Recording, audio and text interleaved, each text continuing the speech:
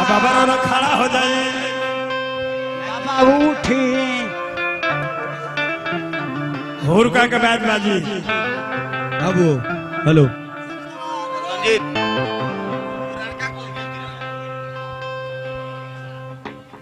ले बबुआ पीछे आओ हटवा दियो काई। अरे बाबा के पीछे से लगाओ तनी तनी रो हां तनी मारी तनी बता के तनी सरहार दे दलवा तनी के हां ए ना ना ना ढाल ढाल नचनिया हो जा हो नचनिया सावधान हो जा लो नचनिया अरे रजनिया बाहर नचनिया बबुआ हो भौजी हो बोला बोला हे डेंगी पर चढ़ा बा पहले से हमार बाबूजी चढ़ा रहा है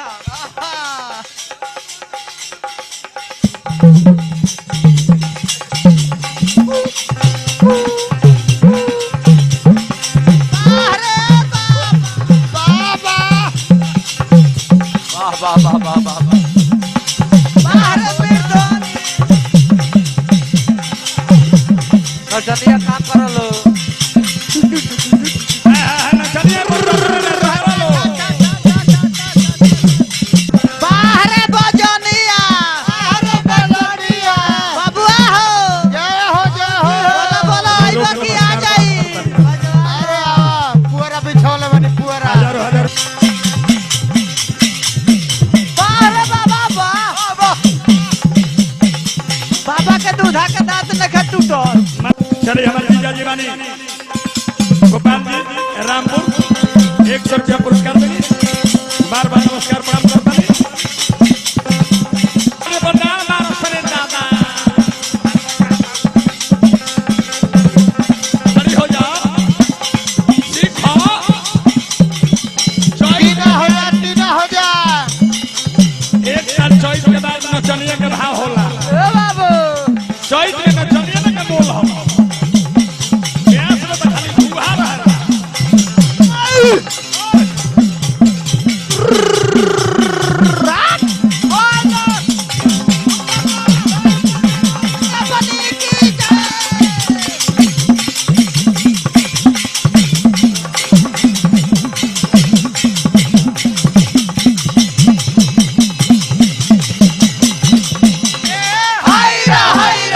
धनी हो बाबा धन है बाबा 70 वर्ष की उम्र में तहार उंगली के देखो तो नहीं होता ना अभी रफ्तार बा यही जा कहतरी एक जन यही चौथ में जे रोजो करनी में देखी ले हो सामना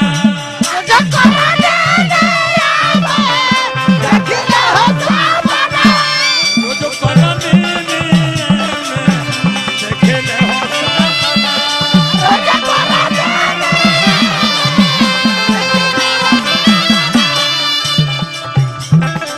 रोजो करनी तेरे सामना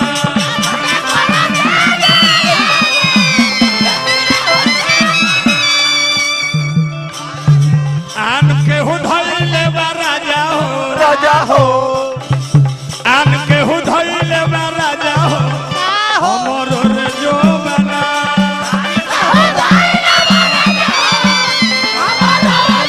आन के हो धइले बा राजा हो हमरो रे जो बना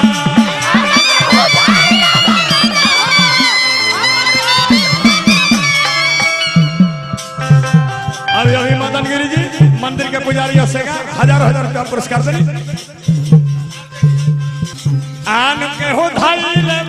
राजा हो मीत कहार आन के उठैले बा राजा हो हमरो रे जो बना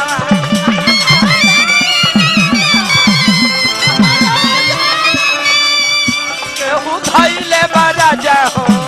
हमरो रे जो बनवा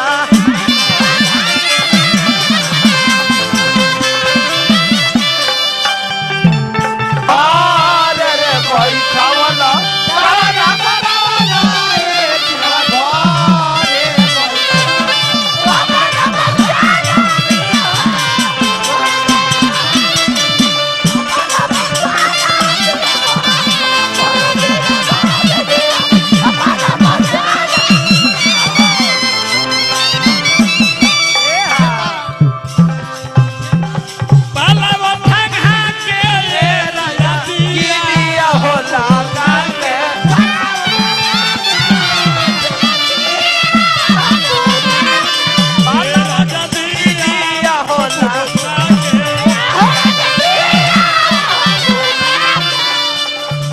देहिया पदे के दाबेला दाबेला ए देहिया पदे के दाबेला सगर रे वो जाना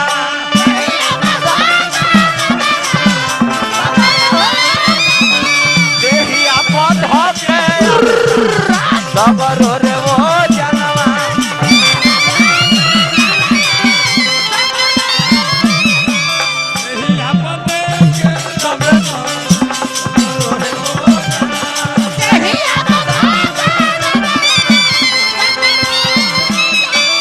सावर गोरिया रे सावर गोरिया हो सावर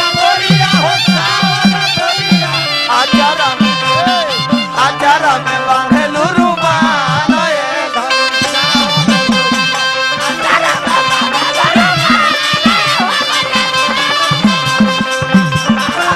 सावर गोरिया हो सावर गोरिया आचारा में अरे आचारा में खसेलु रुमाल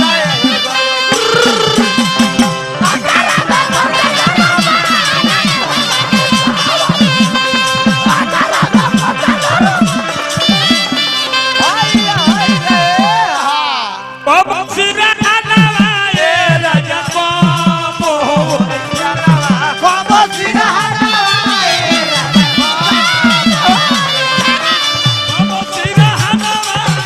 राजा पापो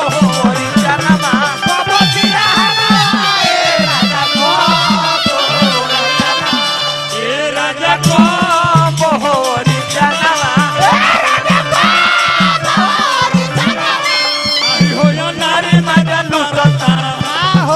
आई हो या नारी मजा लुटता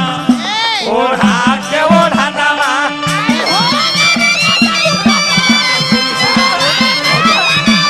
आई हो ना नारी मजा लुटता